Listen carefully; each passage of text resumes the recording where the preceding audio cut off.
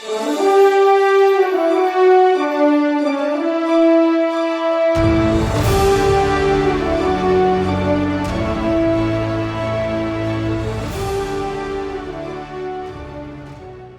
respected elders, brothers, sisters, ladies, and gentlemen. I'm Nagen, your MC for the day. Today, we are here to listen and learn together on the topic the joys and challenges of parenting.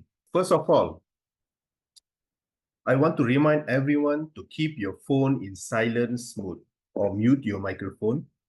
If there are any questions, please type them in the chat box or you may ask them during the Q&A session. Okay? Now, I would like to invite the co-organizer, our National Vice President of Thai Chinese Affairs, Brother Baik Keang Yu, to give his welcoming address. Over to you, Brother Baik. Thank you, Brother Nagen. 大家晚上好，热烈欢迎所有在线在场的人。我们邀请您的我们演讲嘉宾、尊敬的老师和家长，以及所有的兄弟姐妹。大家常说千里之行，始于足下。我们有1000年、1000个月，或是1000个星期来喂养孩子吗？在过去，许多父母都有很多的孩子都没问题，如今甚至有些人甚至只有1、2个孩子都已经面临很大的挑战。所以今晚我们一起来这里，为了了解为什么。虽然我的孩子已经长大了，但我仍然想学习，这样我就可以服务更多、更密切。请密切关注我们的演讲者，他们有很多东西要分享。Good evening, everyone. A warm welcome to all present here, our invited guest speaker, respected teachers and parents, and all brothers and sisters. We always say, journey of 1,000 miles begin with a single step. Do we have 1,000 years, 1,000 months, or even 1,000 weeks to bring out a child?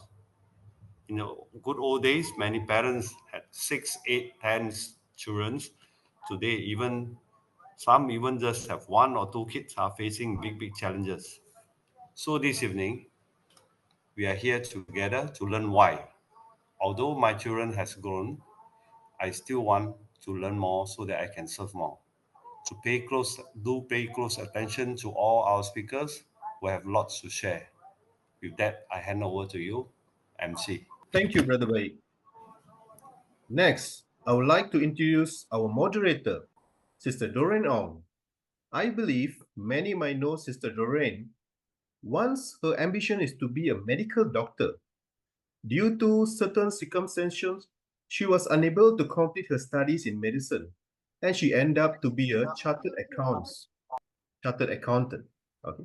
The reason behind her ambition is she can save many lives, but being a finance background, she continues to help many others live a better life. She is an active person in many NGOs holding various positions.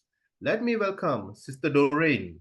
Good evening, ladies and gentlemen. I'm so happy to see many of you here today. And as what Brother Baik said, we are here to learn together. And I really must thank Brother Nagen. Despite his busy schedule as an IT consultant, he has volunteered to be our MC for this evening. Yes. Thank you very much, Brother Nagen and Brother Baik. And this evening, we are here together because of a request from several parents. Now, many parents, like what Brother Baik has mentioned, are facing challenges. We are so happy when we have a newborn for many of us. But as the child grows up, things seem to change. Perhaps it's us, perhaps it's the circumstances, perhaps it's the environment around us. And today, we would like to touch on a subject which I think is currently almost every other day, we see in the newspapers, it's being highlighted in social media as well. And it's an aspect which later our expert speaker will share with you. But for this evening, we are very, very happy that we managed to get 4 guest speakers, and each of them is highly qualified in their own respective ways. Let me just do a short introduction of the 4 speakers. Firstly, we have Sister Uma. She is a headmistress of a school in in Puchong, actually, and she has been in with education for many years, and she is qualified in this area. Yeah. Secondly, we have a psychiatrist by profession, Dr. Sabbitan. He has held many talks for us, as well as many programs for us over the last few years. And we are very glad that he made time despite his hectic schedule, because it's a working day for him in Johor. Yeah, but he's with us today. And thirdly, we have a speaker who will speak on not only the challenges but the joys of parenting too, especially when it comes to parents who have not many children these days, especially among parents who are working. Yeah. And also we have with us a very world-renowned lawyer, I must say, and she has retired. She wants now to be an arbitrator, and we will share more about her later on. I will share more about each speaker later on before they start speaking on their respective topics. Yeah. So today, we are very happy that I can see that we already have 70 over participants here now. And this is something which is not expected sometimes on a weekend, especially on a Sunday. Yeah. But y'all want to learn together with us, and we are so happy that we can be together this evening. So without further ado, please allow me to introduce the first speaker. Now, our first speaker, Sister Uma Devi, she has a master's in education and she has 22 years of teaching experience. Now, what I'd like to share with her about her is that she's always smiling when I meet her, and she is such a lovely person. You wouldn't believe she looks so young, but she is a mother-in-law. And she's a mother of 3 grown children. And when she's with the children, you wouldn't know who is the mother, okay? Because she looks so young. Currently, she's the principal of Sekolah Rendah Satisai. And so, without further ado, please allow me to introduce Sister Uma Devi. Over to you, Sister Uma. Om Sai Ram. Thank you so much, Sister Doreen. Am I loud and clear? Yes? Yes, yes. All right, thank you. Good evening, everyone. Thank you to the organization for inviting me today to share my knowledge of the joy and challenges of parenting today. Thank you. Thank you. All right, so joys and challenges of parenting. Now, as an educator for so many years, more than 22 over years, over time, I have realized that students have some indication of what will happen to them over time when there's some emotional issues.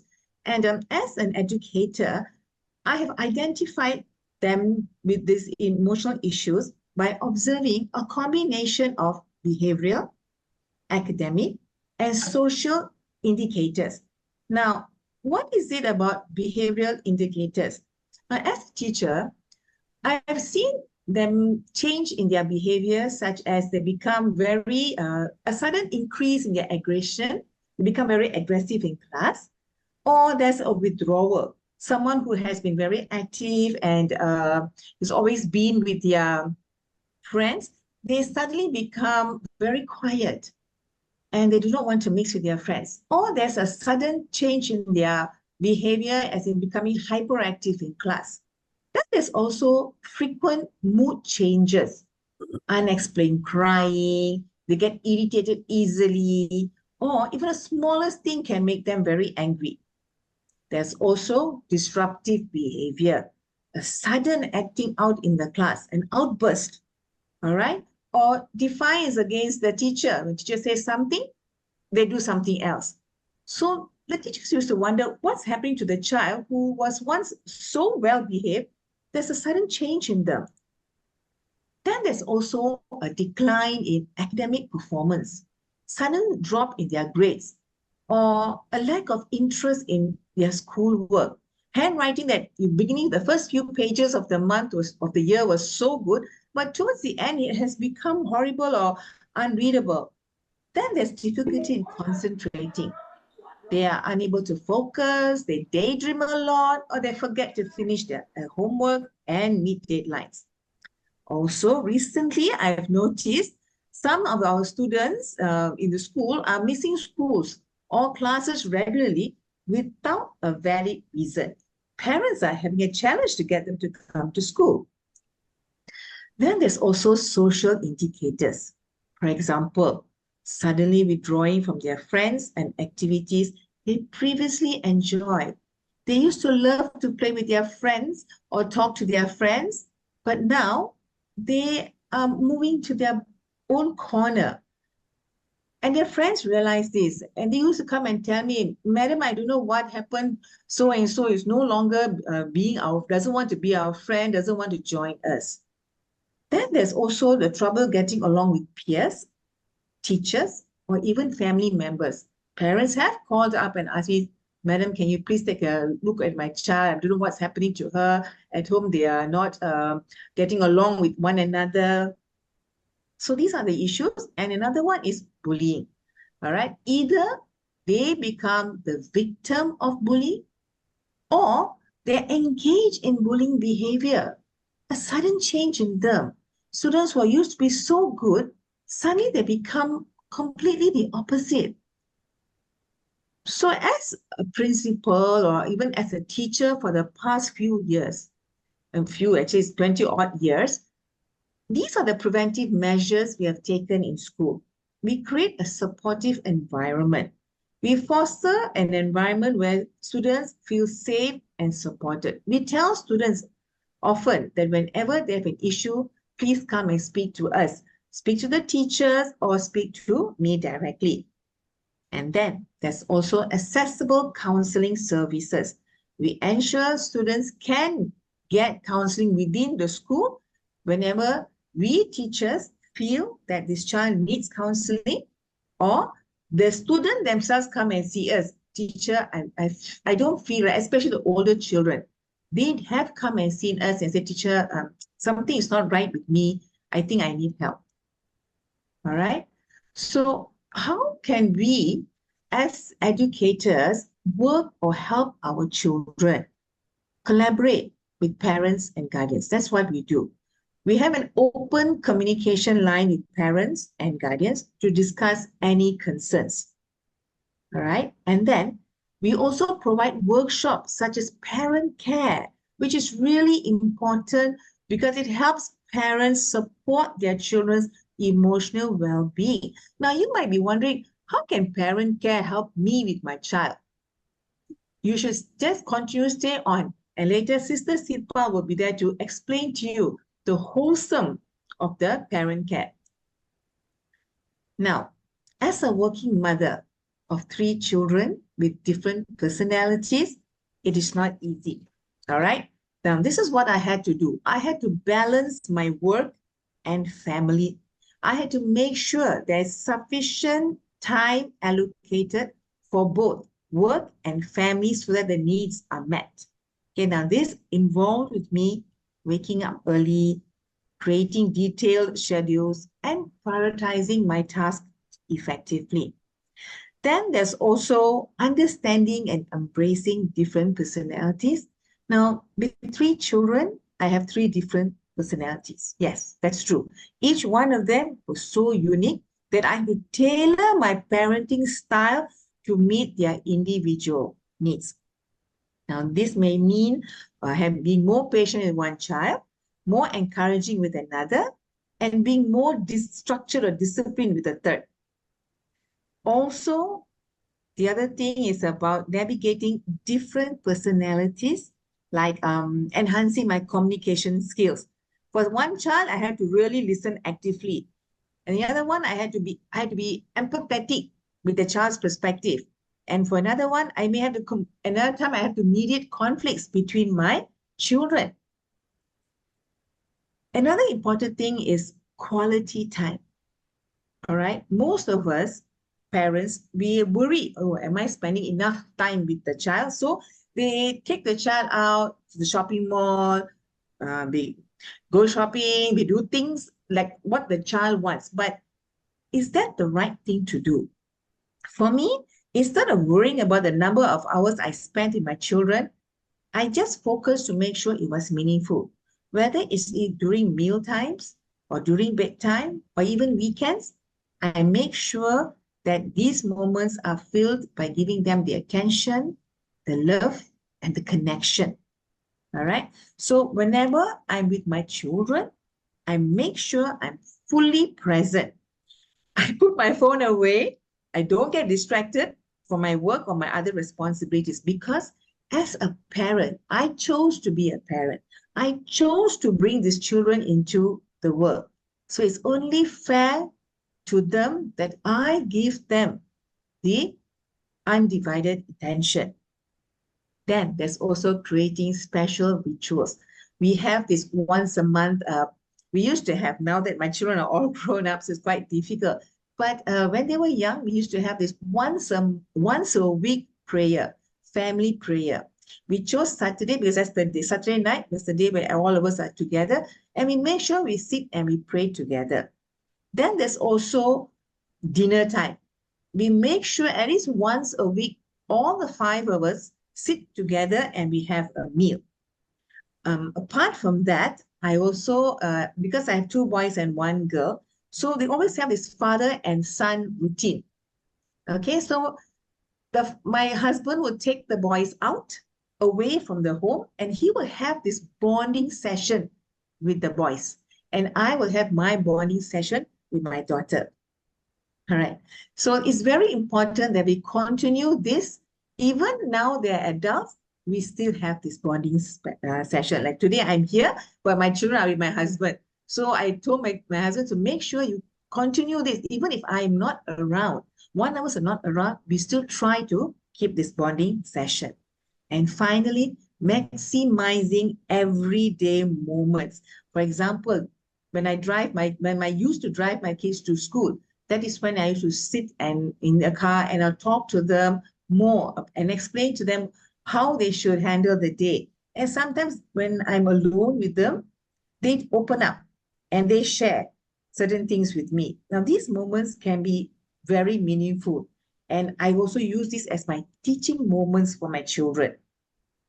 It's very important that we all as parents, we must have the habit of checking with our children regularly, all right? Asking about their day, their feelings, their challenges. It's only then you will know what and how your child is like, what they're going through.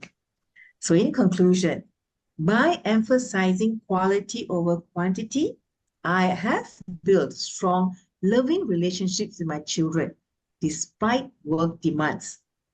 This approach has helped me balance my dual roles and ensured my children feel secure, loved, and supported.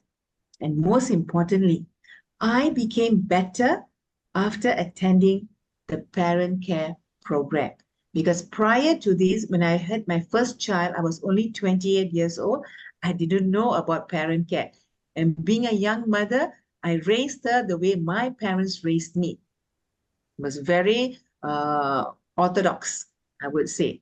And in fact, until today, I have some moments of regret that the way I brought her up may not be the right way. But with my 2 boys, I had already attended ParentCare, and that's when I had to unlearn what I thought parenting was. ParentCare taught me how I should bring up my children and how along that way I became better as a parent. And of course, I also learned I had to forgive myself first. Okay, by forgiving yourself for whatever past that I had done, I forgave myself, and that's when I became a better parent, sorry. So with this, I would like to end my presentation. Thank you all for listening. Jai Sai Ram. Thank you, sister. Thank you very much, Sister Uma, Thank you. for sharing your personal experience as well. And recently I came across a book, How to Hug a Porcupine. It sounds very challenging, isn't it?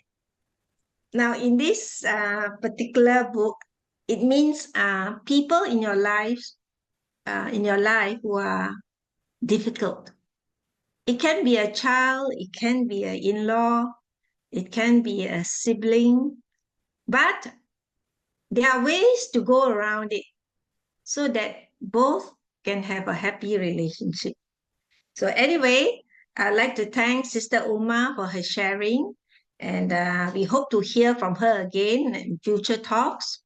And now we come to our next speaker. Our next speaker, I would say that he is an expert speaker. And one of the reasons why I always like to, approach him to help us with our talks and programs is because he's always so obliging, he's always full of ideas, and he's always so helpful, despite his busy schedule as a doctor. Dr. Sabbitan grew up in Seremban, but he is now currently based in Johor. Yeah, and he has helped in many programs, and he is not only a psychiatrist by medical training, but he is also a certified meditation therapist as well as a meditation coordinator for some of our programs. So without further ado, I'd like to pass this stage to Dr. Sabbitan, but before that, I'd like to share why he is going to talk more on cyberbullying. Because cyberbullying is now currently one issue which is very challenging for a lot of people. Even just recently when we had the Olympics games going on, there was a lot of cyberbullying going on. And I think last month, even one social media influencer was affected to the extent that I think she took her life. So this is a very serious issue. So I'd like all of you to listen very closely to what Dr. Sabbitan Balakrishnan has to share. Over to you, Dr. Sabbitan. Hi, thank you so much, Sister Doreen, for inviting me again and again. Sister Doreen, she never gets tired of me. And I guess that's a good thing. So thank you so much again, Sister Doreen, for inviting me, and also the SCA group. It's wonderful being here again and again, and it gives me so much of joy to just be here with each and every one of you, sharing an experience. And there's maybe a small correction. I'm no expert, just to start off. I'm just like each and every one of you, navigating through life in a different path. And so this opportunity, this avenue has provided me this opportunity to help and to share. And again, I'm extremely grateful. So today, I'm going to zoom in with the 20 minutes that I'm given to cover an important topic. So I might not be able to cover the entire scope of it, but I'll try my level best to at least point out the essential points or takeaway messages that we might want to start picking, especially as parents. So I'm going to focus on cyberbullying, and throughout this presentation, here are some things that I might cover. The definition itself, so the types of cyberbullying and the statistics in Malaysia, because we want to know if this problem it's actually legit or not, right? There's a lot of things out there, especially on social media, and we really have to tune our attention to things which really, really matter. And so I'm going to sell you a story here, and I'm going to sell you a story on cyberbullying. And so I'm going to provide you with all the necessary amenities for you to make that decision today on what you are going to do for the betterment of your children. And so I will also teach you on how you can identify the soft telltale signs, you say, right?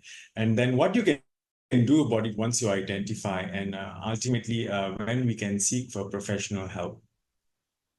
So now moving forward to what is cyberbullying. So basically, we've all heard about bullying. We know what bullying is. It can be physical, and some of us might have been bullied before, and we can as well be victims of cyberbullying, just as what Sister Doreen had mentioned in the past. And so basically, cyberbullying is when you use digital technologies to bully someone. So this can take place either on social media, messaging platforms, gaming platforms, or even mobile phone. And it's usually a repetitive thing, it's not like a one-off bullying, but it goes on again and again and again. So these actually cause certain psychological changes that you actually see in your children. They can either appear rather scared, it can anger them to an extent that their use on social media becomes very different from how they were using in the past. And it also involves a lot of shame. So in children, especially the younger age group, shame will be immediately internalized, and this can actually affect their self-confidence as they grow. So moving on, this is a news report from The Sun.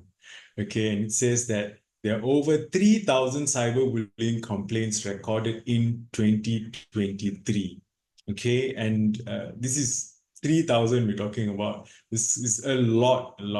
And I always believe in the iceberg theory. I'm not sure if you are aware of it. So iceberg theory states that what we see, right, is just like an iceberg, right? So what we see is only 5%. The remaining 95% is still down and it's not visible. So just imagine that if the tip of the iceberg is 300 cyberbullying complaints, so how about the 95% which goes undetected? This is from the National Health and Morbidity Survey conducted by the Ministry of Health.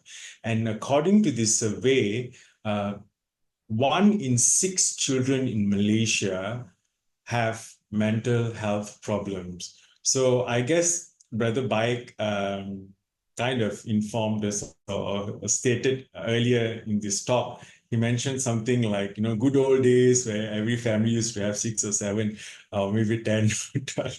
But nowadays, if you have 6, either one of the 6 will have mental problems. So you want to think again. You want to have 6 children because the environment has practically changed from how it used to be. And the burden of mental health problems among children has significantly doubled since 2019, especially when the COVID came about and lockdown. You had a lot of things which came out, homeschooling, and so a lot of social anxiety. And then the same survey also mentioned that 46% of those children have peer-related problems. And if you zoom down to this, you notice that if you look at the third bullet here, they are bullied by other children. They're not liked by other children, and they somehow rather feel that they get along better with adults rather than children. So, and they also have the belief that it's no good to even have friends, So this is the kind of problem or the predicament that we are faced with. So apart from that, 25% have conduct problem or behavior related problem, 8% have hyperactivity, and 17% have emotional related problem. And let's look at cyberbullying. You know, it's such a significant issue that it's on this National Mobility Survey, specifically for adolescent health survey. And it says 1 in 5 adolescents are bullied and harassed and by someone, either through the internet, cell phones, or even electronic devices. And if you look at the gender distribution here, you notice that males are more bullied compared to female. I'm not sure why. Maybe it's just the nature of males, you know, that we tend to joke more, and, you know, we tend to see if you're masculine and if you're able to take in more joke.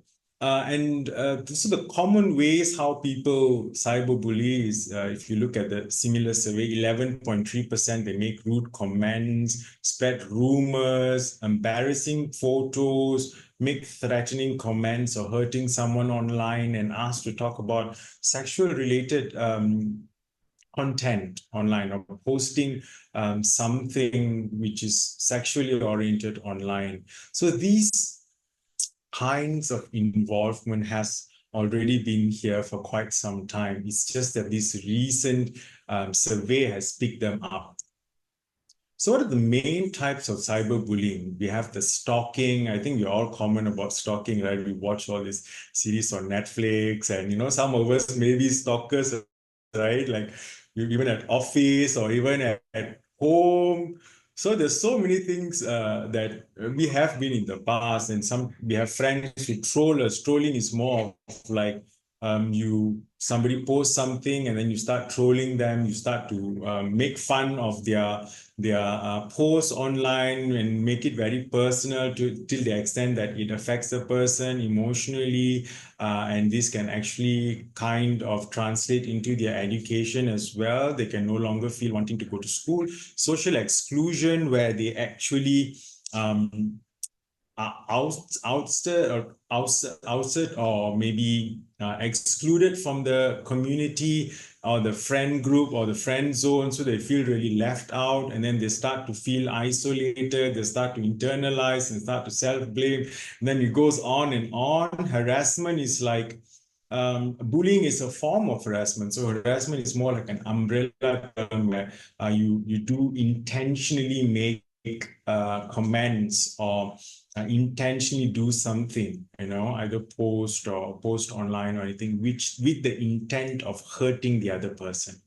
Trickery is, you know, very sad because it involves two processes. First process is they gain your trust. The bully gains your trust, and once your child trusts that particular person, then they abuse that relationship that they have, and they trick your child into abusing them. So these are all, I would say, those with conduct disorder, or those with the they might be going through some difficult situation at home, you know, and they might be just copying what is seen at home. So frapping is quite a new term. It actually means Facebook and raping.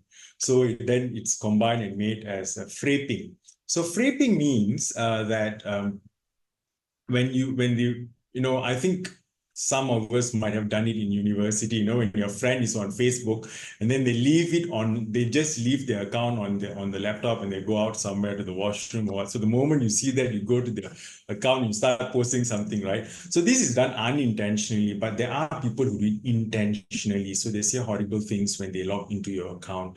Masquerading is something similar to frapping, but what they do in masquerading is that they create another account for you. So let's say my account is Sabbitan, right? So then they create another account like Sabbi/Tan, okay? And then they start posting horrible things about me and all that, and then add the same kind of friends. I think we've all experienced things like this. And finally, doxing. Doxing is when they force you to kind of post sensitive information, or they post sensitive information about you, such as your bank accounts, or let's say you're in a relationship with someone, you have been in a relationship with someone, and then suddenly relationship didn't turn out well. So I'm just giving you some examples from my own clinical experience I've seen with some of my patients, where they have been in a relationship and then suddenly there's a breakup, and then they tapuas hati with each other, and then they start to post personal information about the messages that they've sent previously, all the nude photos and all that. So this goes under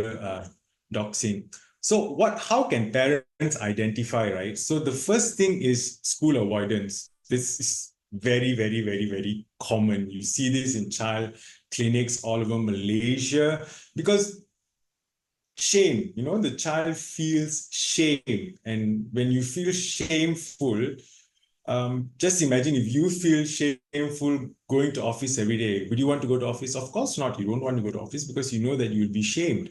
And then once you're shamed, internalize the shame, it affects your self-confidence, it affects your mood, it affects your energy, it affects pretty much everything, your basic experience itself. So children will start to avoid school. So that's one of the main comments or the main symptoms that you have to look for. Next, changes in their device usage. So you notice your child all the time on the handphone, playing Mobile Legend, playing whatever games that they used to play all the time, and they're not even paying attention to you. And then suddenly, wow, they pay so much of attention, and not to you, but they appear very sad. They might not be using the phone to play something. They might be just listening to music, or they just appear very zoned out. Not in their normal mood. So then the other thing that you will notice is gradually you will start to notice that just being online itself can induce form of anxiety. They feel very upset just trying to go online. Like sometimes you have to log into Google Classroom, for an instance, and they just feel very anxious and they don't want to do it. And when this goes on for a certain period, what happens is that they start to exhibit signs and symptoms of depression. And this is very, very serious, right? Because all of these factors compound over a period of time, the child starts to internalize. So what happens with children normally is that they tend to blame themselves for every single thing, right? Very rarely adults, we like to blame everyone. It's never our fault, my child is not doing well in the exam, it's her problem lah. She didn't study, I already give everything, in Tamil they say, இவ்ளோ செஞ்சு கூட நீ இது படிக்காம முடியாம இது உன்னோட பிரச்சனை, நான் இவ்ளோ கொடுத்துட்டேன், நான் அப்பாவா நான் என்ன செய்யல உனக்கு, நான் அம்மாவா நான் என்ன செய்யல. They always say this kind of things, like I've always been doing so much for you. So similarly, but children, what they do is that they internalize everything. They start blaming themselves. So I'm not good enough. I'm not worth it. I'm hopeless. I feel hopeless. I'm worthless. I'm useless. So this creates a very negative core belief within themselves. And this kind of affects their self-confidence over a period of time. And then they fall into depression. And then what happens is that they start to flunk their grades, okay? And their academic performance start to deteriorate significantly. And then this will translate into their report cards, and the teachers will notice. And that's when the teachers will start to ring you up and let you know that, your daughter has been behaving a bit differently. So the point here is pick it up at home. Don't let the teachers call you. Pick it up while you are at home, while you're observing them. So how can you stop it, right? So the first thing is, if you have a child who's going through this, the first thing is to not respond to the cyberbully. This can only escalate the situation. If you must, just tell them to politely say stop, and then that's it. Don't respond anymore. Next, save all evidences. Whatever evidences you have, screenshot everything, send it to another WhatsApp account, block, and then moving to the third one, you have to report the abuse, right? So if, let's say, there's an authority, most of us will report to the police, make a report. So what you do is you report on Facebook first, or report on the relevant social media, block the profile, block all the relevant emails, everything, okay? And then report the abuse, and then contact law enforcement. In this case, it would be the police. And then block the person, not just block the social media, but block the email address, block the phone number as well. if they have parents account and the parents are friends with you, so block everybody, don't keep them also, no need lah, better if less friends, you have so many friends, no point also, right? Eventually you have more problems. Better keep a good, just a small number of friends, but really meaningful friends, rather than you have 2,000 people on Facebook and you don't even know who they are. And then finally, check your privacy control. Facebook, there are ways how you can do this. Go on YouTube and you just find how to check my privacy control, especially on Facebook, social media, and your Instagram, TikTok, and all that. And if you feel that this is just too much for your child, then just, you can download apps to track them on social media. And those are safe apps. And I think these are implementations that you can discuss with your children. As parents, these are some steps that you can take, not because you want to scrutinize their usage, no, but you just want to be a part of their experience on social media itself, because you are aware of things which they aren't. Okay, so moving towards my last slide here, right? So trading, sometimes the main cause of all these cyberbullying is because the fear of missing out. We are all victims of fear of missing out. And because of this fear of missing out, we tend to have this anxiety, which is always creeping at the back of our minds, of wanting to know, wanting to be, wanting to, like that status, wanting people to like you, wanting that kind of validation, because you're just so afraid of missing out. And so the next thing that you're supposed to do is perhaps reflect. What is the basis of this fear? Why do you feel so fearful? Why is your child feeling so fearful? And to be honest, the change has to come from the parents itself. You cannot expect your child, who is so much younger than you, to suddenly come out and say, I'm no longer feeling the fear of missing out. So it has to start from you. You have to reflect. So once you realize that there's actually nothing to be afraid of, then you transcend fear of missing out to joy of missing out. Okay, so joy of missing out means it's okay lah. So what if I don't update my Facebook status for the past 1 week or the past 1 month? So what? I got less problem. If I don't have 2,000 friends on Facebook, so what? Or if I don't have an Instagram post which has maybe, 100 likes or 200 likes, or has been shared multiple times, so what, right? So ultimately, you are trying to negate the need for external validation and moving internally to get internal validation. So internal validation can be done by doing things which are purposeful for you, not necessarily reacting to the fear of missing out. So,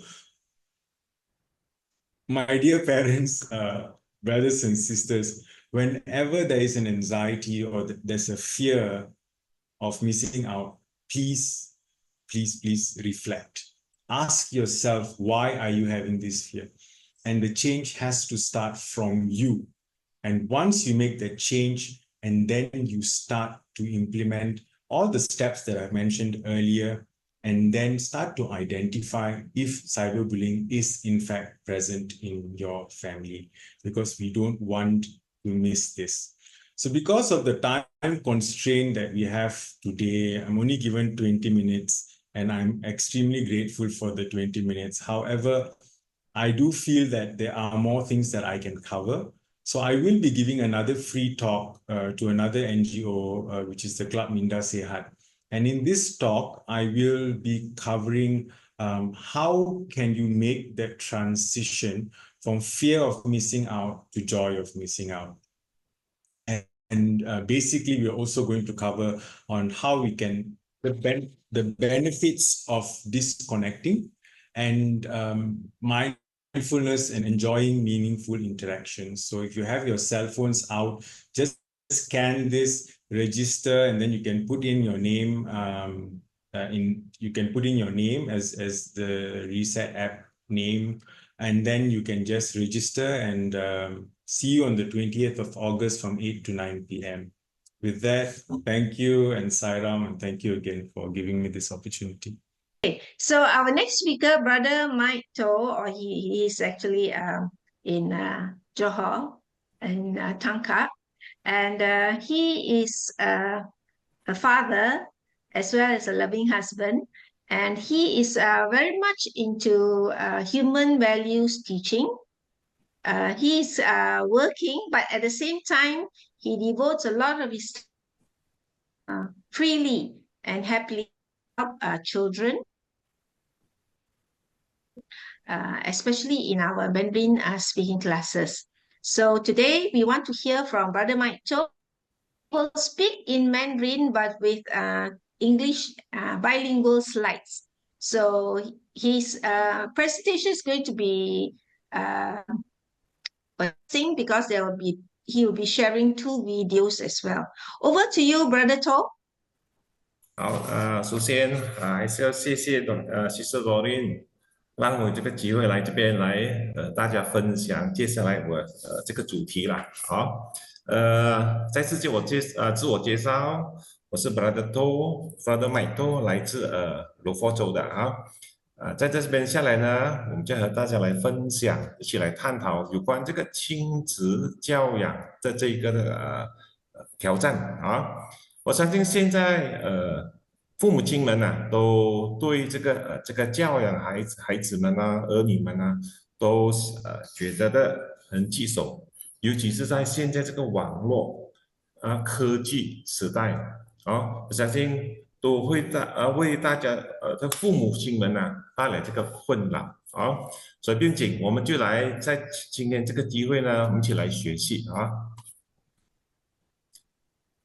孩子们的行为品德责任在于谁呢？我们来探讨这个问题啊。孩子的行为与品德责任在于谁呢？社会、家长、朋友或者孩子本身呢？在这边呢，我本人的看法呢，这个孩子的不良的行为与品德90%呢，都是在于父母的。我不晓得大家是否认同啊？不过我本身是觉得。父母亲成为父母的是有这个很大的这个责任接着下来呢，我们来看一个视频。这个视频呢，就是为什么我刚才所讲的这个责任在于父母所以呢，这边这个视频呢是有关为什么父母亲们是孩子最好的老师。我们大家一起来观看这个视频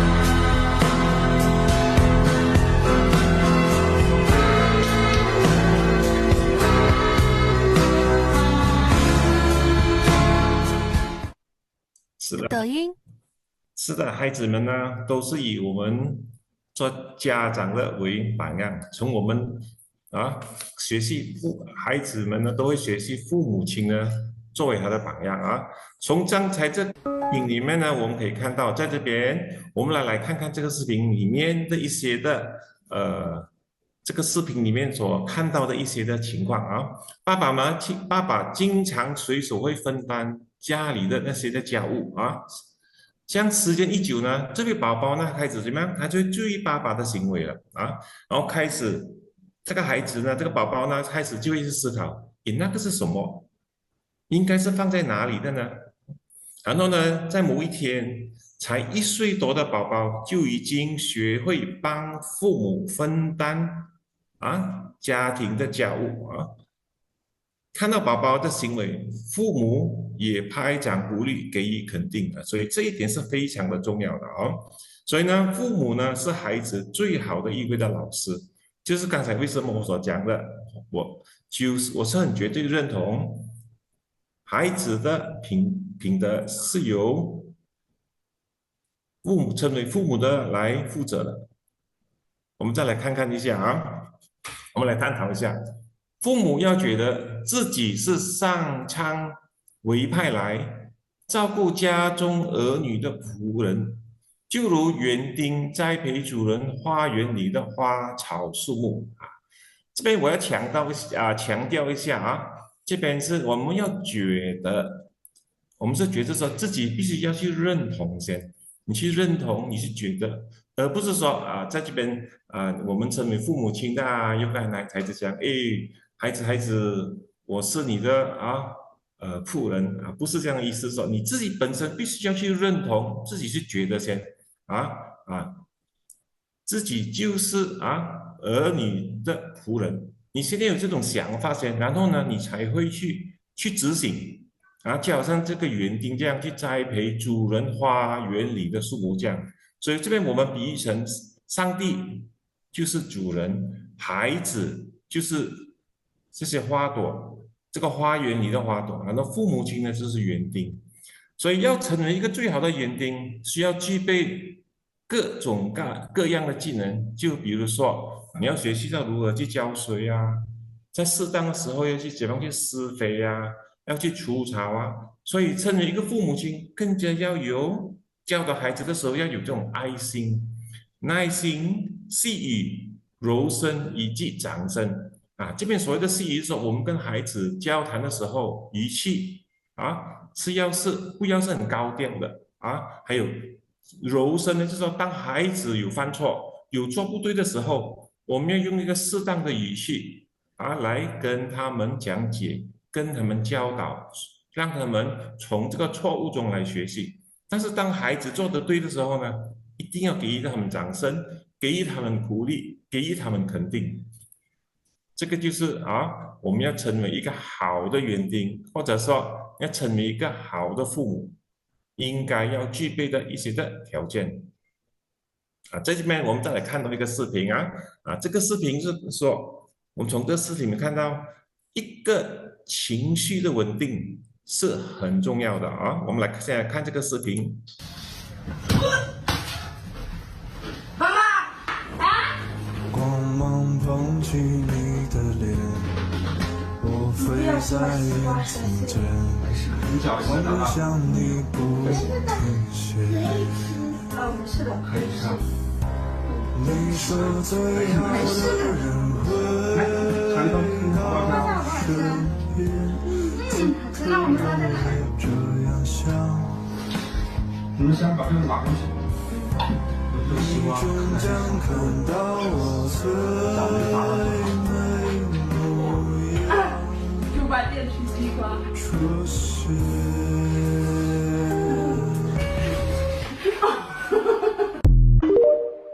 是的，看过这个视频我们觉得情绪其实在很多时候是非常的重要的，尤其是在教导孩子的时候，往往我们看到很多的时候就是很多的个案，当孩子们犯错的时候，父母亲的情绪不能控制，就会怎么样，会谩骂孩子其实这种呢，就是会为孩子带来一些很负面的一种的影响。所以甚至我们看到很多事情的发生，一些不愉快的事情的发生，都是在我们情绪不稳定的当儿所产生的所以在任何情况下，父母呢就尽可能保持冷静从刚才这个视频里面我们再看一下这个视频里我们发现到这个小男孩不小心把西瓜摔碎了，而向父母亲来道歉爸爸呢就很紧张的赶来咯，然后爸爸知道了，不但没有生气，还对孩子说没事情没事情还关心孩子是否有弄伤了他的脚父子两人呢一起打扫弄脏了的厨房这个就是身为父母的，身为父亲的，就是要付出一起去跟孩子一起去面对问题一家人呢还高兴的享用摔脆了的习惯，看他们都吃的那么高兴虽然是西瓜已经摔破了、打破了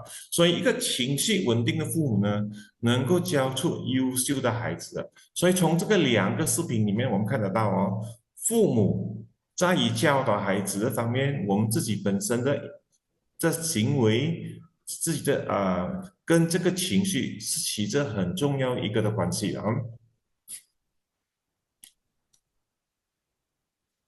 好，我们这边大家来探讨一下，父母要学习如何爱孩子。单单疼爱孩子是无济于事的，爱和规矩必须并重，这样的爱才会有效所以呢，我们都很爱我们的孩子，身为父母亲呢，都会很疼爱孩子给他要什么我们都给他，但是这样是对吗？这种的疼爱其实是无济于事的。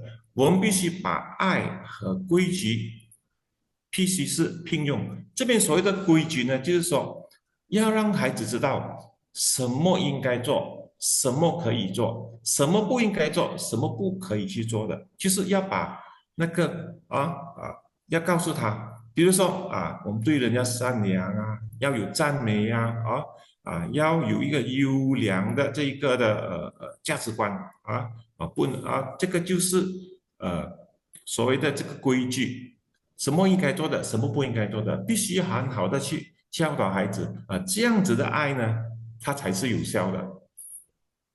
我们再来看看这个是很多人都会有一个的我觉得很多人做父母的都有一个很错误的观念父母的责任不单只是供给孩子食物、教育和世俗知识很多人就说我把孩子给他足够的食物足够的教育这样就足够了。这边所谓的世俗知识呢，就是一般上在社会的一些的这个的做法，或者是一般上的观念但是呢，除了这点之外呢，我们还要灌输孩子们正确的价值观尤其是在这个道德观念不单只是要让他有这个对的价值观，甚至要他们在这个道德观方面呢，又有观念还有行为一起这样呢才能够达到我们应该想要的结果。教导孩子别妄想不劳而获，唯有努力奋斗才能获得想要的东西。很多时候我们都是会觉得教导孩子是不劳而获的，理所当然的，其实不是的。我们必须要付出，努力的去奋斗，要付出怎么样呢？付出你的精神，牺牲你的时间，然后呢，用耐心、爱心的去来教导你的孩子，这样呢，你才能够得到你想要的结果，还能够得到你想要的东西。所以呢，在这边我们要维护一个良好的亲子关系，我们就要学习成为一个优质父母在这边呢，我特别强调了起来学习2个字是红色的我特别强调它起来让我们要有一个好的、良好的亲子关系。我们首先呢，怎么样呢？要去学习接着下来呢，这个优质父母这个 ParentCare 的这个课题呢，将有下一位的讲师会跟大家来讲解。但是在这边我所要强调的就是呢，我们是要学习一切的东西，刚才讲了，不是理所当然。但是怎么样，我们要去学习我们要牺牲我们的时间，牺牲我们的精神，甚至体力，来多付出的关心孩子们的一举一动，知道他们是要怎么样的，要站在他们的一个立场去看待事情这样呢，这个就是我们所要学习的东西接着下来呢，就是会由下一位讲师跟大家分享讲解有关这个优质父母的这个主题接着下来我的分享就到这边，最后谢谢大家，耶赛朗。Brother Toh. It was rather interesting, the 2 videos of how children learn from us. and also how we as parents must learn to be actually cool, calm, and collected in all situations. Many a time when we overreact, that's when problems start. So for our next session, we are going to hear from someone whom I've known for quite a long time. I believe I've known her for more than 20 years. Is a lawyer by training, by profession, and she is, I believe, very well known all over the world for her expertise in maritime law. Yeah. And but tonight, she's not going to be speaking about maritime law, but she will speak on something which is very close to her heart. She started and has been coordinating a parent care program. You'll find out more about her. Now, is parent care caring about parents, or caring about children, or caring about ourselves personally? So tonight she's going to be sharing, and well, she'd like me to mention that she's blessed with a divine husband and 3 adult children. So I won't take much of your time, sister. I want to learn more from you. So over to you, Sister Sitpah Selvaratnam. Thank you so much, Sister Doreen. Yes, I think more than 20 years. And thank you to the organizers, SSIOM, for organizing this. We've learned so much. The speakers before have been fabulous. Thank you for sharing. And thank you, Brother Toh, for the lovely segue into parent care, for promoting it. Sister Uma mentioned parent care, so it's very heartwarming to know that it has been helpful, and it resonates still in so many people who've gone through parent care. Our parent care program has been there for over 20 years, and thousands of parents and people have benefited, including me. So we've heard today of some of the challenges. We've heard about the changes in behavior that our children go through, mood swings that they have, their inability to focus. It might be that they're subjected to bullying or are bullying, cyberbullying or physical bullying.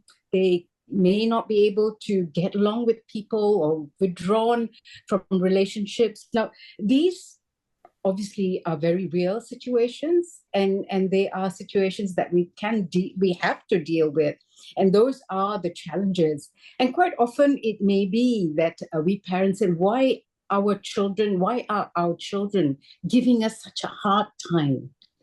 But I think the truth is that the children are having a hard time.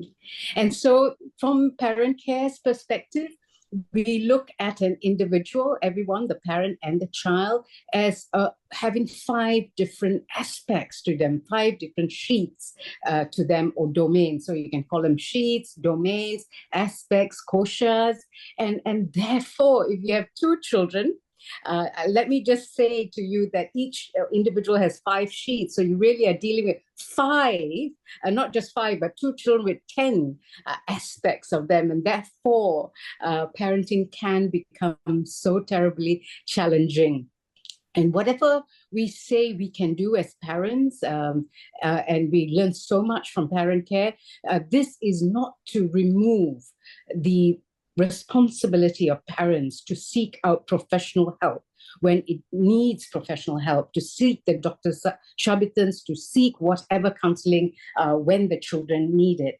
But let's have a look at the slide, brother, if I can ask you to click on to slide 2. And when I say we've got 5 sheets or 5 domains, koshas, well, you know it's the body. We've all got this gross body we are very familiar with. And then there's the energy. Now, forget the little bubbles. I'll come to them in a moment. But in the middle, you'll see the energy domain. And that's another sheath that we have. And the best part of it is that it has the power to attract people to us or repel people away from us. It's our electromagnetic field, and we can best sense it by people's moods. So it's very, very real. And of course, the mind is where all our thousands of thoughts a day are housed, some of them, most of them, looping thoughts. And that's the mind domain. And then it's the intellect domain, the domain that helps us decide what is right, what is wrong, what is good, what is bad, the intellectual domain. And then we have the bliss domain, the seat of our joy. And it is real, it does exist. And you can have great joy in parenting.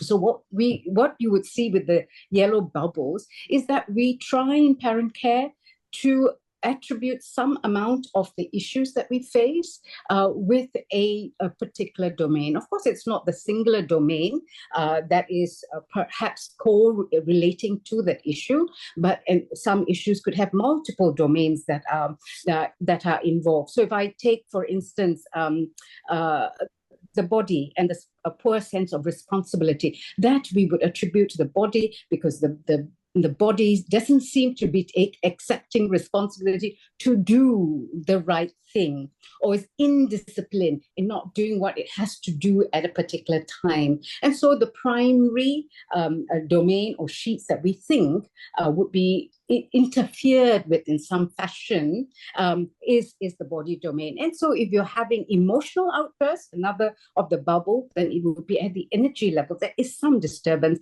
at that level. Or communication. And if the communication is not open, there's a withdrawal. Could that be an element of the mind domain that is not in alignment? If we then move to, say, cyberbullying, we've heard a lot of valuable information from Dr. Sabbitan. Then cyberbullying, of course, we put it at the intellectual domain, but it could be so many different things involved. It could be the intellectual domain because there is confusion as to what is right, what is wrong. Carrying on engaging in the social media, right, wrong, no, or is it fear, the energy domain that is just misaligned? So it could have many overlapping domains that are not in alignment, but this is how we approach it in ParentCare. And why do we approach it this way? It is for us to realize that if there is an issue, a particular layer or a particular domain in us or in our children is in misalignment. So the trigger could be coming from outside. There is, in fact, a bullying. There is, in fact, someone that the child can't get along with. There is a disturbance outside. But it is also a kosher internal mechanism that's not working at its optimum. And this is why we then come back to what it is we can do with it, with ParentCare. So if anxiety is at the mental level, then we try to approach it from the domain of the mind. If it's a mental health issue, we would say, of course, the person's not in bliss, his energy is out of sync, the body is not in its optimum state, and then address it that way. So I also have put there pushy parents. So I just want to highlight that to say, look, we as parents want the best for our kids. We're sometimes pushy, we are tiger moms, tiger dads, but it can have repercussion on the energy domain of the child. And they could feel dominated, they could feel insecure, they can have their energy depleted that way. So these are some of the challenges, and we ascribe a certain domain to it so that we can then approach it better. Brother, can I just bring out the next slide? So let's have a quick look just at the 5 sheets again. It's the body, it's the energy domain, the mental domain, the mind, intellect, and the bliss domain. And it's the bliss domain that we want to be seated in. We're born to enjoy, to feel joy. That's our birthright. And quite often we're everywhere else, in our mind, in anxiety or distress or stress at our body level, that we're hardly ever at our bliss domain. So in the ParentCare approach is to bring all of these domains in an alignment so that finally sitting in our bliss domain. And with this approach, what we aim for is to have fully functional family, where every member in the family is living the best life possible at its optimum level, at its optimum purpose, its optimum achievement level, optimum joy. So we use the inside-out approach. Sister said, is it the parents or is it the child that we are fixing? So it helps parents. ParentCare is for the parents to rediscover our innate power. Our superpower lies inside of us. And the superpower is realized when we find it's already there, rediscover our domains and know that it can function at its optimum. The body, energy, mind, intellect, bliss can function at its optimum if it is corresponding with the right human value at the best possible level. And so when it's aligned to a core human value, the parent's innate power is actually maximized, and therefore the home is vibrating with the vibration that is so conducive for the child's growth. So if we take the next slide, brother, we'll see what those human values are. So the human values, so for the body, we say the value that it must correlate to and be aligned to is right action, energy, love. Mind is peace. That's where we want peace in our mind. Intellect will be the truth, and then the bliss domain is non-violation. So when the parent is resonating with these core human values, then the home is optimized, the parent is optimized, every child is living their best lives. And if I can have the next slide, brother. Once parents come into their full alignment or better alignment, what we have is the body, energy, mind, intellect of the parent, bliss of the parent in alignment, and that automatically transmits. The transmission of the parent automatically transmits to the child at the child's body, energy, mind, intellect, and bliss domain. So the bubbles that we saw at each of these domains of the child clears. It just dissolves. So it's the Bluetooth effect. When the parent is aligned, the child automatically shifts and gets aligned. So how do we maximize and how do we achieve the alignment of the parents' domains with the value? It's by these different parenting techniques that we introduce. And it's always introspective. It's always reflective. Dr. Sabbitan said, reflect. It's about the parent reflecting, bringing in greater alignment within the parent. So at the body level, the healthy parenting, energy parenting, conscious parenting, creative parenting, intuitive parenting, what we have is a shift in the parent that causes an automatic shift in the child. It's as if in a dark room with all these yellow bubbles that we found so difficult to manage, a candle has been brought in. We don't know where the darkness has gone.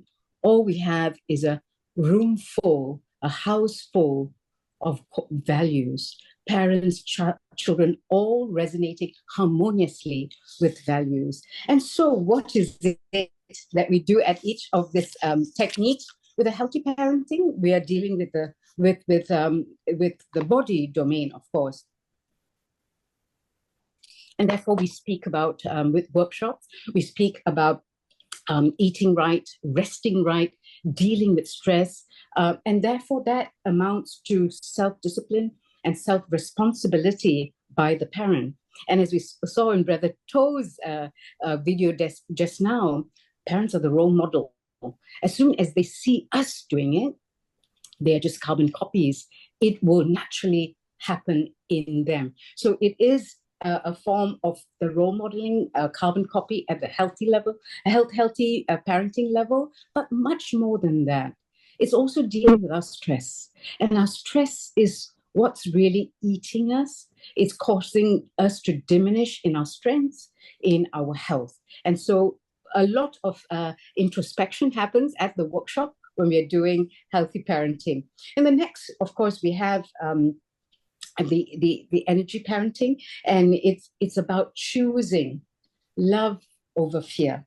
And it's about managing our anger and deciding that we've got to get them to want to do it, want to do things with us out of love and not out of fear. And when we bring love, because energy parenting is the core value of love, the home transforms.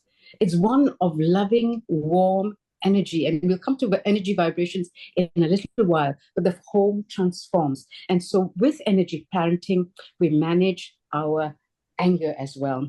And we learn how to emotionally coach ourselves, because triggers happen. We want to lose it. We in fact lose it. And then we'll take a step back, acknowledge how we feel, and then deal with the situation, deal with the child at the right time. So it's a value of love.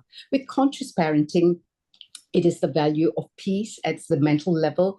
And here it is where we rediscover the power of the mind and how the mind can be used to work for us rather than work against us. And again, here would be anxiety, and quite a lot of us are in anxiety, wanting to achieve, wanting the children to achieve, wanting so much out of life, the rat race of life. And perhaps we can touch on that in a bit. But here is where we say the positive vision of the parent is so important to materialize that exact vision for the child. So positive words of communication, positive vision of the parent is used to embrace peace within the home. And with creative parenting, it's of course nurturing the child to be itself, herself, himself, able to discern right from wrong. How much social media time? When do I say, no, this is not the right company, this is bordering on something wrong? And also the parent realizes every child is different. As Sister Uma had very nicely said, that each child is different. And intuitive parenting, we finally ultimately create that intuitive connection that allows us, to just relax and enjoy parenting. When you're actually being an intuitive parent, you don't have to worry about anything, because your notification system in you has been switched on, which is when something is wrong with your child, you would be alerted. You will know something's wrong, you call. When you need to communicate with a child a certain piece of advice and you can't do that, then you would be using your internal Bluetooth mechanism to communicate with whatever advice you need to with whichever child, however old, however far away he or she is. That's the ultimate icing on the cake, as we always call it, in being an intuitive parent. And so if I come to the next slide and ask maybe what you're thinking of, brother, the next slide. Why have we lost this intuitive connection? Perhaps we knew our children when they were babies. We knew when they were wet and when they were hungry, when they needed to, be changed, when they were scared, when they were cold. And why have we lost that with as they grew older? And it's partly because of what we call rings of emotion, right? So parents have got a whole lot of joys, but whole lot of difficulties in our life, and it creates rings of emotion. For instance, there could be anxiety, brother. We can click that, anxiety in our life. Okay, so if we look at, let me just, before I get ahead of myself, just let's say that the left side circle is the parent and the right circle is the child. The rings that you see in there are emotions. So now you've got two rings. As they were children, and we were in bliss, and they were obviously in bliss. We were in bliss because they induced us into bliss. That was part of the joy of parenthood, and we could read them. But as we go on in life, and we have, say, anxiety over the future, there would be a ring of emotion that we on the left would suffer and accumulate, brother. On the left, yes. And then the next one may be grief. I'm just randomly picking, could be any. It could be grief, it could be frustration, it could be disappointment, and a whole host of different emotions at different times in our life. And so when this rings of emotion, they disconnect us from our bliss domain, our intuitive connection with our children, with anyone for that matter. And the children on their own have their challenges, their rings of accumulate, and they would be, worried about, someone has taken their pencil in kindergarten. They learn anger, they fall, they learn pain and doubt. And if the parent says they're coming at 4 o'clock to go to the playground and he doesn't come, they learn disappointment and they accumulate their rings of emotion. So between the parents' rings of emotion and the children's rings of emotion, we can't see each other anymore. We're disconnected. And we're all probably now all on our gadgets as well. And so to revert to be our intuitive connection is really to realize that these emotional rings are not serving us and start going back to calmness, to love, to peace, to joy. And then, brother, next slide. And when the parent drops that, and it's really us who can change more than asking the child to change, then we reduce our rings and are able to better connect with our children.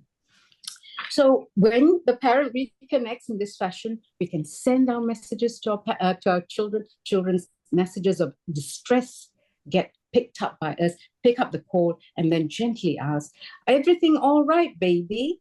Do you need anything? And just the mom's or dad's voice of assurance, is everything all right?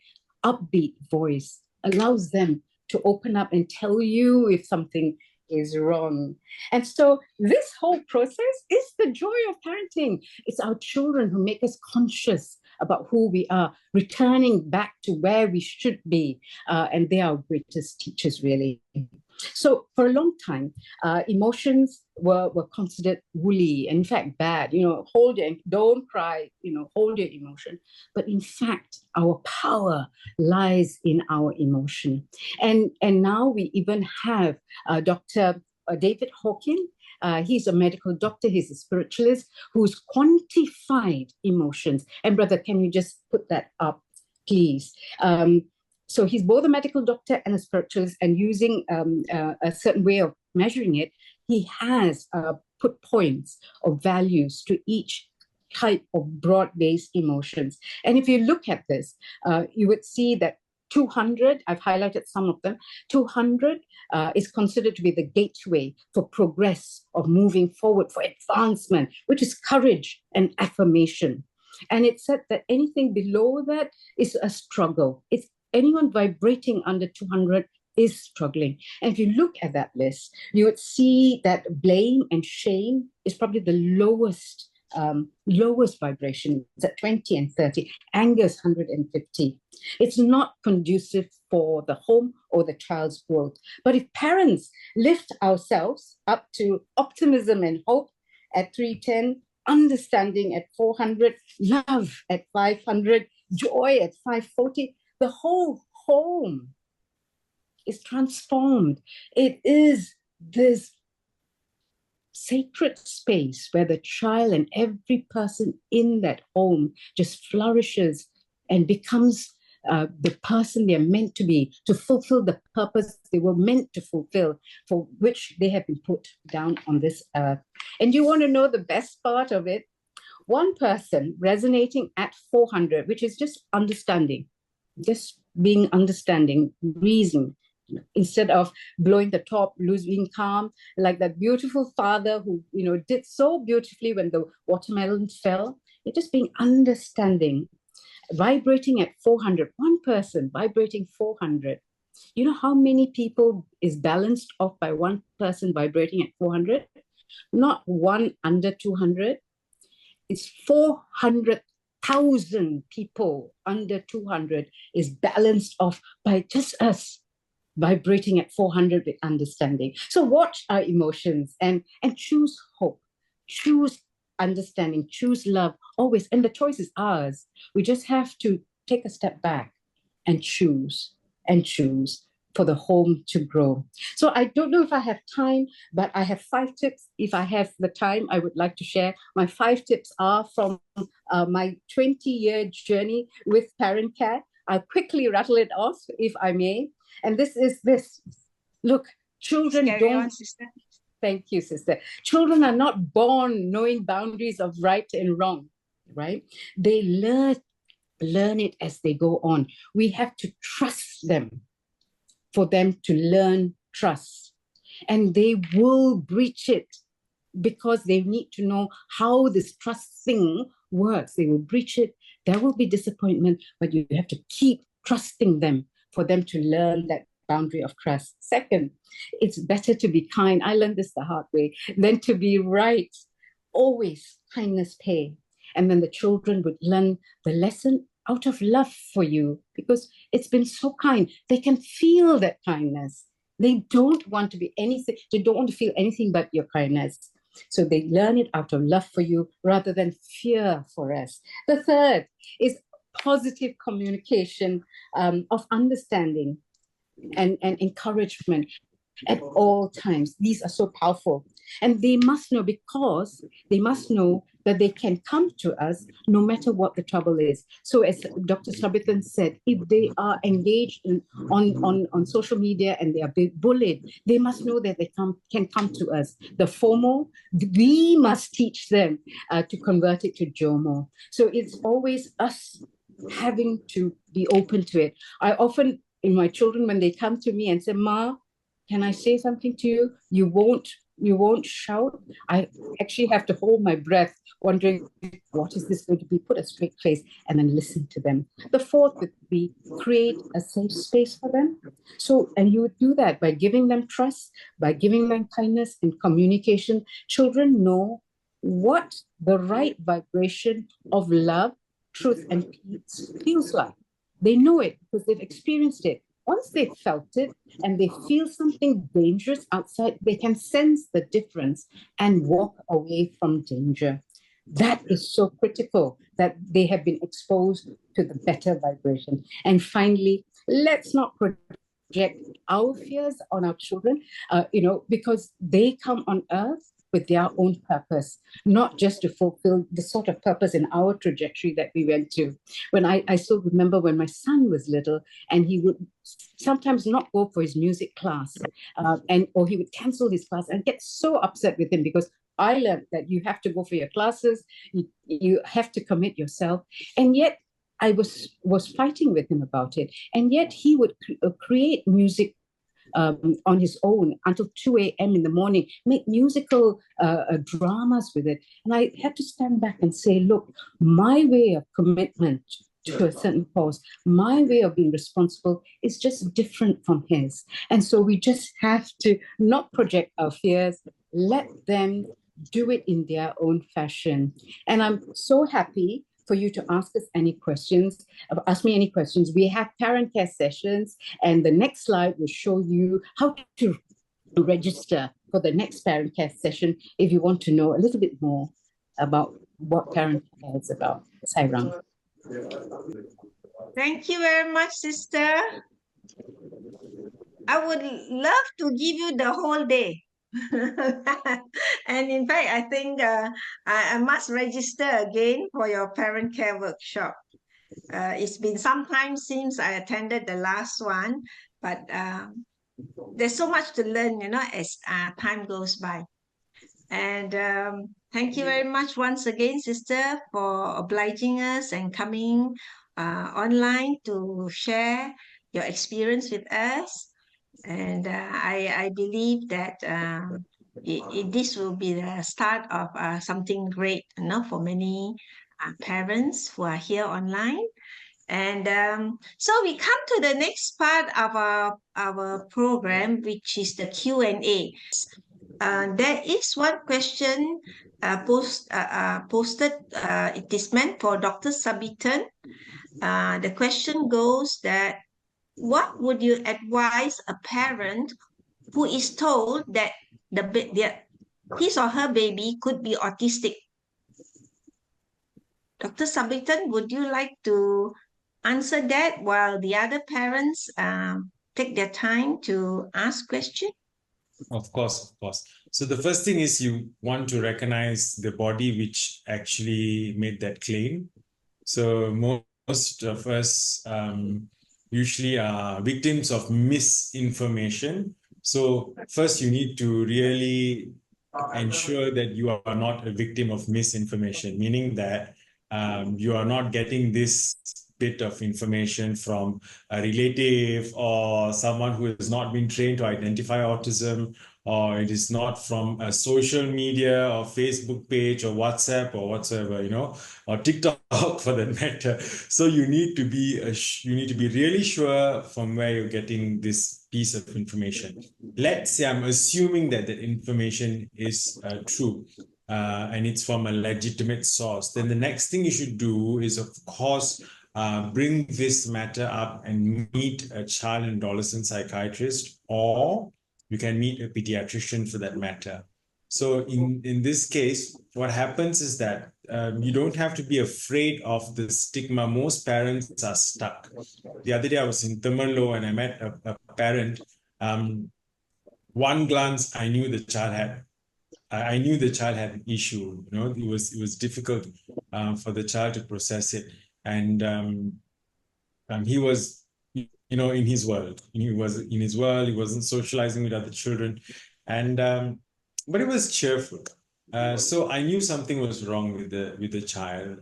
However, I was there for a different purpose, and the mother came up to me, and the mother offered some information, and she said that the school had informed her that the child is not coping up well and with education, and she's trying her level best.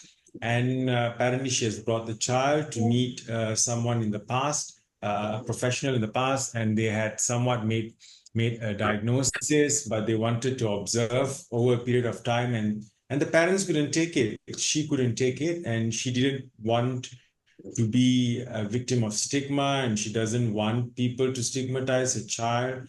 So as a mother, she started to teach her child, and she just cut all form of treatment, all form of association with the hospital, and she just refused to go to the hospital.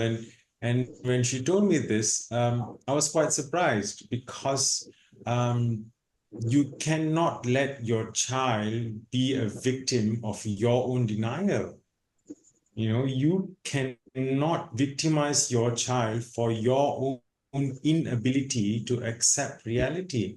So the point here is, if at all a professional body which has been trained and certified to diagnose made such diagnosis, the thing you should do for the betterment of the child is to monitor alongside with that professional body who is going to support you in this journey, rather than just ousting them and just ignoring them and denying them.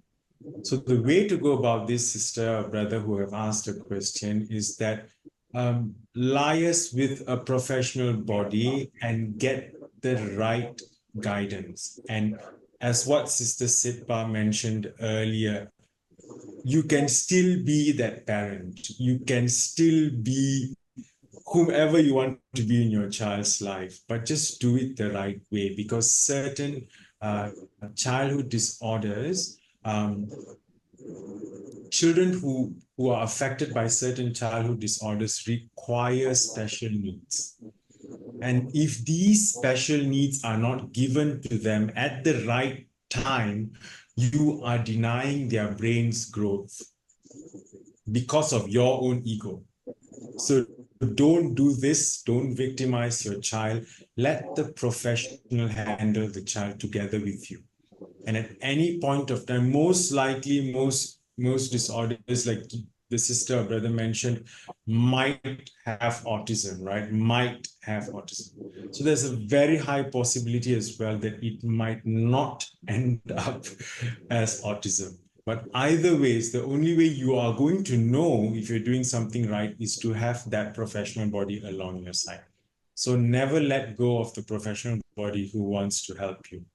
And just go with the flow and implement what you've learned from our parenting seminar today into your parenthood. I don't think you'll miss anything at all. I hope I answered your question. Thank you, Brother Sabbitan. That's interesting because most of the time we think that when a child is deemed to be autistic, that it's already confirmed and verified. whereas it could be an opinion. Yes, we have to be so Sometimes careful. yeah, Sister Doreen, I think we are all familiar of cases where people have been diagnosed with cancer, and we have personally known people who have said cancer is cancelled and cancer gets cancelled. So we are no longer living in the physical world without any metaphysical understanding. Very true. So, Because so nothing is cast in stone. Castle, yes. Thank you very much. And we have another question here. Would you advise a parent who finds out that their son or daughter is addicted to drugs? Would Sister Sitpah or you like to ask that question? Answer the question?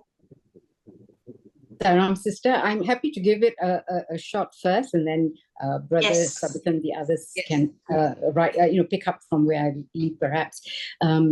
It's a tough situation. Both the questions, about a child that is initially correctly diagnosed with autism, and also a parent finding out that the child may be a drug addict.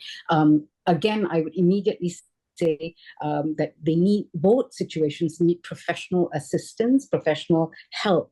But be that as it may, there's a huge role the parent can play, both parents can play, or if it's a single parent, even one parent can make a huge difference to the environment at home. Many times there is just a single parent that's bringing up a child, but that one parent can choose to make a difference. And what would that be? I would just quickly say, if that happened to me, I'm just running through in my mind, what would I do? There would be a whole lot of emotions that I would go through just hearing that information. The first, most important is for the parent to get back to calm, get back to alignment. There's fear, there's anxiety, there's so many things. It's about emotionally coaching the parent. I have to take time. I don't have to deal with it then and there. That's what we think. We think that as parents, we must deal with it and say, not at all. Sort ourselves out. When we are calm, we have sorted ourselves, we have gone into prayer, or whatever we do to keep our balance, get into the core of our being.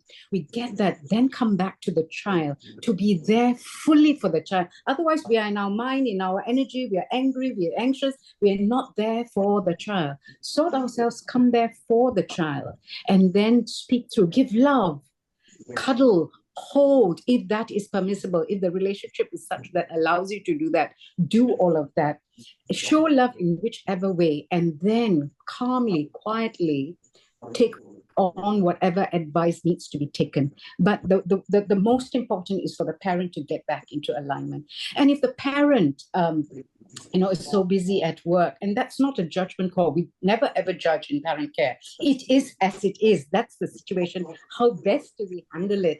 And if the parent is stressed at work, is the only parent who's able to handle a situation with the child, again, the prescription is very simple, but getting through that state is the most difficult, is to calm down, find a time. Even if we have only 24 hours in a day and we are stretched with work, we can find even 5 or 10 minutes to get back to our core. And that's so essential. Get back to our core and then spend 10-20 minutes of quality time with the child, actually. And that was my lesson. Even 10-20 minutes of quality time with my children made a huge difference. So anyone who would like to know how to return to your core, and that's because we have subconscious patterns within us that they're playing out in our own lives that we have to come to terms with. Come with us for our 6-week parent care journey. It's not a quick fix that I can just tell you now, because we do introspection, we do workshops, we do reflections, we customize our own 6 weeks of our cataloging and journey, and then we are in a better place. And then the journey for the parent carries on for the rest of our life to be a better parent at each day with each situation. But it is about getting back to our core so we can give our best for our child. Sairam, sister. Thank you, sister. There is another question, but perhaps I will ask this question, and let me see who perhaps can answer it. Now, is there someone by the name of Yo who would like to ask a question? I keep seeing the name popping up. Oh, is it? there Sorry. No. I just misplaced. Thank you. Yeah. Thank you. Okay. Now, I've been doing a lot of work with single mothers, and also with ladies who have separated from their spouse for whatever reason, and also with widows. And many of them still have children to be educated. And of course, in these situations, many of these ladies have to work. Some could be having good qualification and education, and so they work very hard to provide for their children. Now, the question is about calm parenting. I think calm parenting resonates with a lot of us, but it's something that we need to learn. Now, we have received this question. How can I keep my sanity and be a better single parent in a calm parenting context? How can I keep my sanity and be a better single parent in a calm parenting context? Someone posted this. She is in a corporate position, and she's very busy with a demanding, high-profile job with high-profile international clients. So, and she's also pursuing her MBA on weekends. So she's trying the best to do the best for her daughter. So it's not easy as to be a calm single parent. So her question is, how can I keep my calm and be a better single parent in a calm parenting context? I think personally, it's good if this parent, this lady could register for our ParentCare program. And you will learn a lot, not only from the coordinators, but also from other parents as well. And there are, I'm sure, ladies who can relate to this, whether you're a single parent or in a marriage situation. So that would be my answer. But would any of our speakers like to take on this question?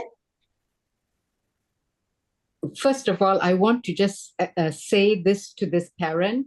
That was me 20 years ago. I was always angry.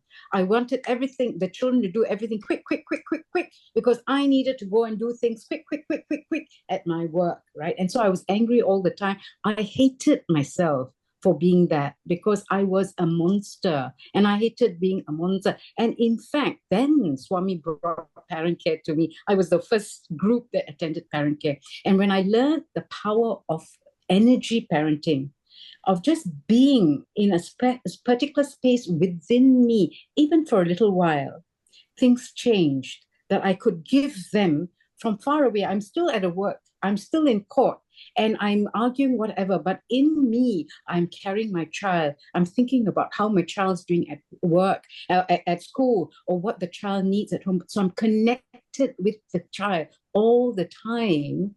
Things changed. So I would just reiterate what you say, Sister Doreen. It sounds too good to be true, but it was the journey of ParentCare that changed the situation for me at home. Yes. Thank you, Sister. And well, we come to the end of our session, because time is running. And so I would like to take this opportunity to thank all speakers, to thank everyone who asked relevant questions. and also for all participants who are here today. But before we end, I would like to hand back first to the MC who has certain things to share with you. Over to you, Brother Nagen. Sister, do you want to explain on the Rose program? Oh yes, I forgot. There's one slide that I want to share. We also have a program for children, and this is called Online Rose. Rose is an acronym for Reaching Out to Society with English, and this program was started.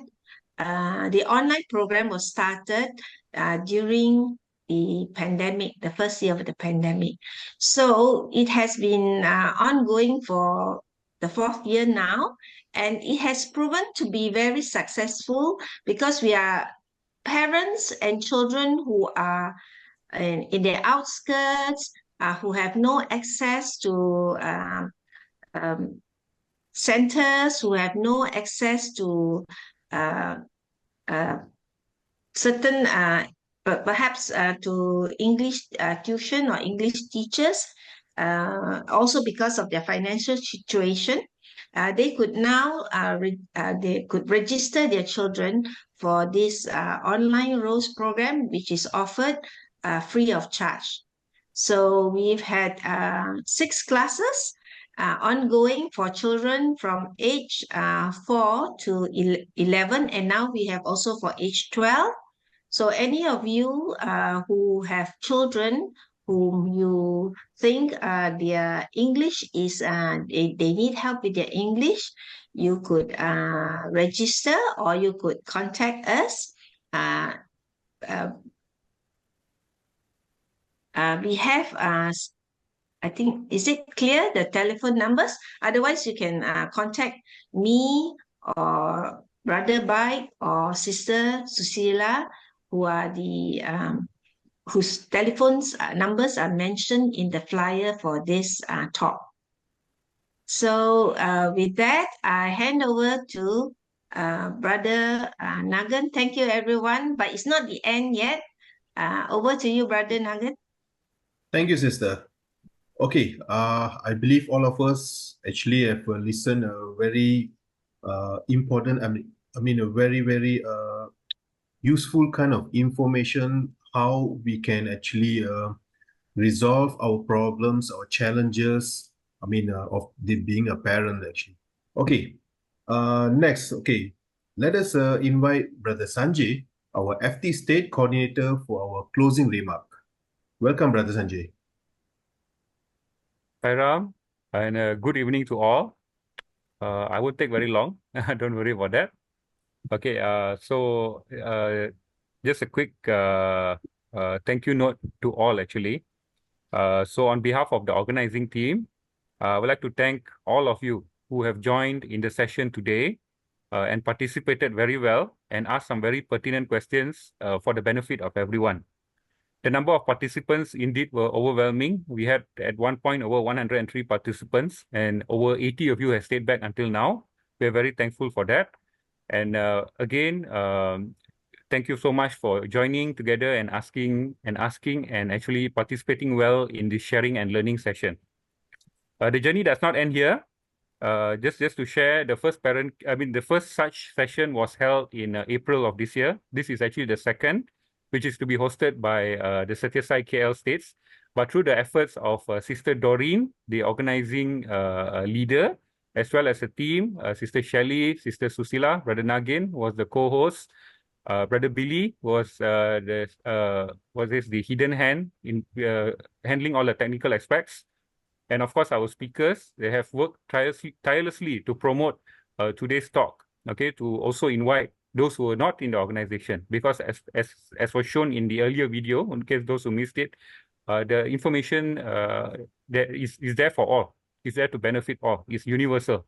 And I'm sure that the problems of parenting is not just limited to people in the organization, it's actually affected by all.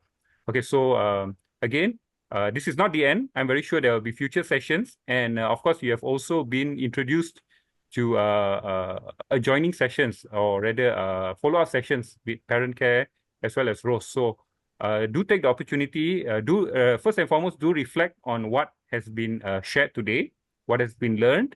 And if you have the inclination and the motivation to go further, please do get in touch with the speakers, as well as Sister Doreen has shared for the ROSE program, okay, for ParentCare as well as ROSE. Please do get in touch with them. They'll be more than happy. Their whole life is service, basically. So they'll be more than happy to share with all of you whatever they know. And also for them, they take it as a learning process for them as well. So the more new people they meet, or the more issues you bring forward, the more they learn and the more they better themselves. So please do come forward. As I said, it's not the end. We will surely have more sessions in the future. Okay, so again, thank you to all and our speakers for their tireless preparation. I think all the materials were on point and very unique, yet really profound in its own way, if you notice. And for those who missed any part of the the session today, please note that this session will be shared on YouTube, if I'm not mistaken, Sister Doreen. Yes. Yes, you'll be shared on YouTube, so you can catch it there in case you missed it. Okay, so we won't be sharing the slides, if I'm not mistaken, but you can actually catch it on YouTube. Okay, so the whole session will actually be shared on YouTube in due time. So you can reflect based on that recording as well. Okay, so that's all from me. Again, thank you, Jai Sairam, and have a great rest of the weekend and working week ahead. Thank you. Thank you, Brother Sanjay. Now we have reached to the end of the program. I believe this session benefit all of us becoming overcome the challenges of parenting and become a better parents. Okay, for the two programs that we have highlighted earlier, we are going to share the QR code. So, those who wants to register, you may register. Okay, and have a good evening. Take care, everyone. See you all soon. Jai Sai Ram. Thank you, everyone.